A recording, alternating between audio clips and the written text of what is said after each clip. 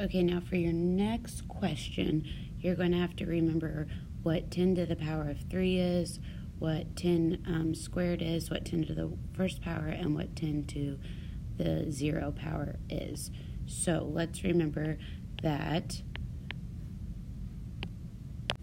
10 cubed, or 10 to the power of the third, is 10 times 10 times 10, which is 1,000.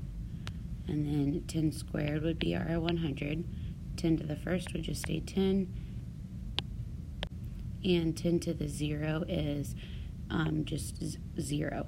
It changes nothing. So I would like you to try these first three. I'm going to show you how to solve this one since we haven't worked with one like that before. Since it's 10 to the 0 power, basically you're doing nothing with the number that is a decimal, so it would just equal what you started with. It's kind of like when you multiply a number times 1, it just remains the same. That is what you do when it's 10 to the 0 power. But I would like you to solve these three and put them into your quiz questions, please.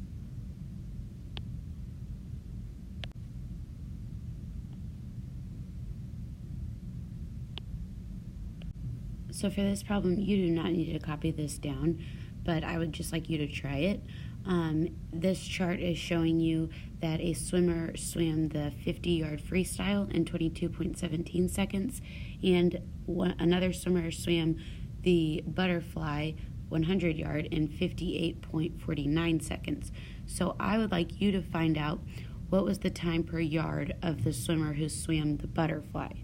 And remember that we have been doing division of decimals by 10, 100, and 1,000. So this problem should be pretty easy to solve and figure out. So go ahead and try it, and then put it into a quiz question, and then I will solve it for you.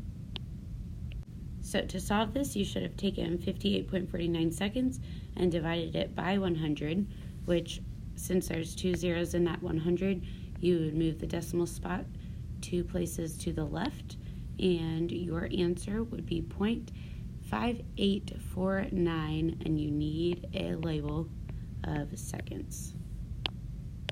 So this should have been a pretty easy video since you already have mastered how to multiply decimals by 10, 100, and 1,000, and now we are just moving that decimal spot a different way to the left. So I will see you tomorrow.